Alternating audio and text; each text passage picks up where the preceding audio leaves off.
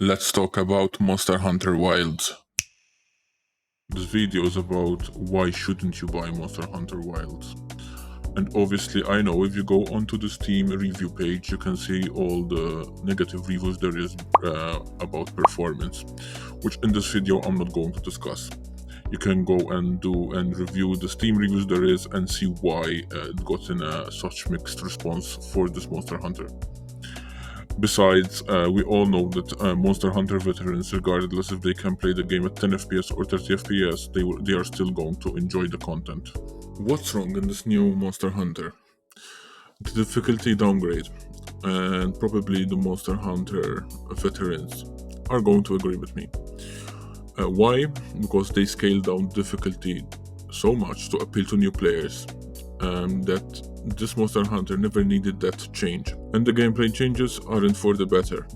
Basically, they should have built Monster Hunter Wild, taking all the good elements Monster Hunter World and Rise had. The introduction of the wound system shouldn't have been implemented if they take in some aspects of Monster Hunter Rise. What does the introduction of the wound system is? It basically wounds the monster. You do a special move onto the monster where it's wounded, and it gets knocked down immediately and repeatedly. What this has caused is making the fights too easy for veterans and making a fair fight to new players, which Monster Hunter, it never had that in the game. It never provided a fair fight to new players. Since this Monster Hunter has become much easier, the content has been compressed into 49 hours to get to endgame. So is Monster Hunter Wilds really worth the 70 euros? So in this clip that I'm going to show you, I'm going to be asking ChatGPT how much am I actually spending per minute when I buy Monster Hunter Wilds. So since Monster Hunter Wilds is 70 euros and you finish it in 40 hours, it's basically 1.75 euros per hour. And since that the optimization for Monster Hunter isn't that great, you're actually getting another negative into the whole thing. So instead of buying a 70 euro game, it is much more worth it if you buy the Game Pass. It gives you hundreds of hours for 10 euros a month, and basically if you play 10 games a year, it is 5 times cheaper than actually buying a game. Buying 5 AAA games right now costs 250 euros. Game Pass per year costs 120 euros only. So you basically save 230 euros. So the final verdict, Monster Hunter Wilds, it's not worth it. Like we discussed, Xbox Game Pass, PC Game Pass is much more worth the money right now. And especially if you lack in finances. So let's say after hearing me talk and you're wondering what is the perfect PC Game Pass to play right now.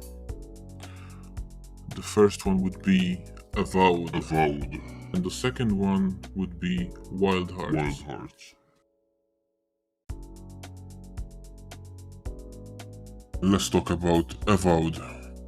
If you left Skyrim, Avowed is the game you want to play on the Xbox Game Pass. Avowed is like Skyrim meets an MMORPG. It absolutely nails the RPG experience. The combat feels like you are the main character.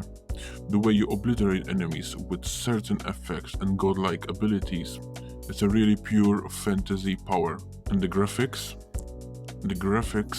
are really beautiful. The first area nails the start of exploration, and the second area makes the combat shine. It feels handcrafted and not just another open world grind. The weapons and the accessories give you a real build variety. Right from the start, you can go full glass cannon build with insane damage, or build yourself into an unbreakable tank, or you can also by parrying, summoning a beetle. So expect really weird builds, which are really super satisfying. The writing in the game, some characters' interactions are really funny. The dialogue sometimes really shines and makes you laugh.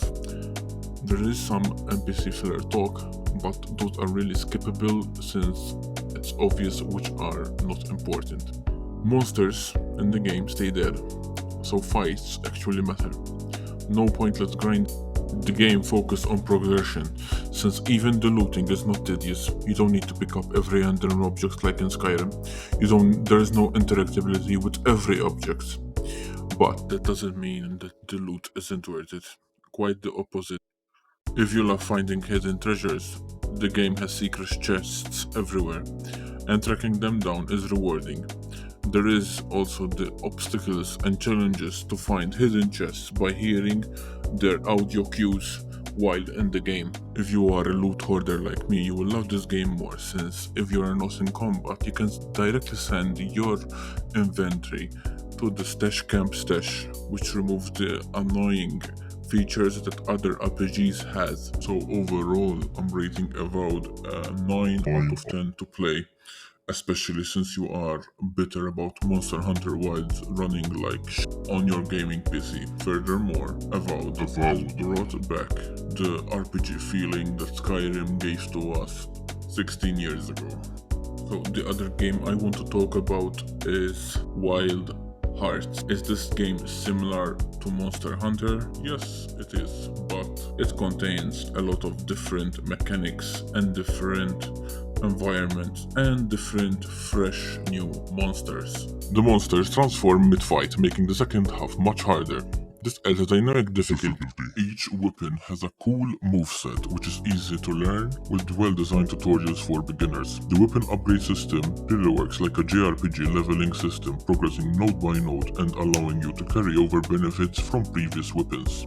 Every monster armor has two forms, human form and demon form. Although these require more materials, it encourages the players to build their different playstyles with whatever weapon they're using. Since the weapon building and the armor building require more grinding, the monster fights aren't tedious. Scalability and difficulty feel fair, making the fights engaging and rewarding. Furthermore, the camp and building system is really good in the game, since player can set up camps and structures anywhere on the map. If placed strategically near monster spawn point, it makes tracking easier.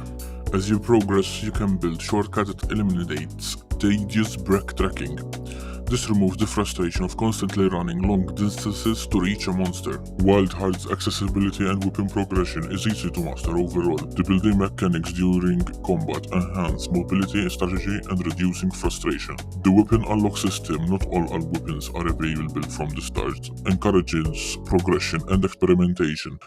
Players unlock more weapons as they advance, keeping the gameplay fresh and rewarding. Is Wild Hearts a worthy Monster Hunter Wilds alternative? Yes, it is. It scratches that Monster Hunter itch, especially if you're disappointed with Monster Hunter Wilds, and Wild Hearts is a solid alternative. Currently, the game is on Xbox Game Pass, make it easily accessible for its subscribers. Often goes on sale on Humble Bundle, and right now it's on sale on Steam, making it a great time to grab it. This video won't cover multiplayer or difficulty scaling since I haven't personally tested it. Also, if you're relying on guides in Wild Heart or following every guide or copying pasting builds, you're the reason you're not having fun. Play the game your way, learn and enjoy the process. This video is also not sponsored for the Xbox Game Pass or any platform. If you think it is, you're an idiot. I'm just giving my honest opinion. Subscribe and join the Agents of Evil. And if you don't agree with me, perish.